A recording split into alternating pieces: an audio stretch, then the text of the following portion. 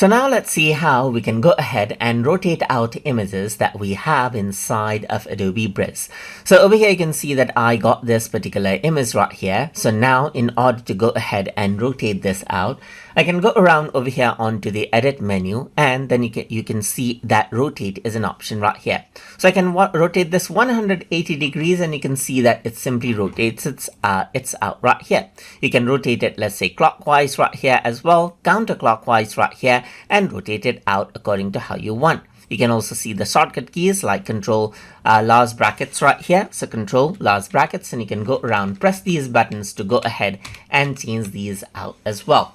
And that is how you can go ahead and rotate out images. So same goes with this as well. So I'm going to use large bracket close right here, and you can see that I got these 3 images right here. I can select all of them and rotate them out as well, all together as well. So you can go around, rotate it all together right here, or rotate it out all together, and the change is actually made in the actual file itself.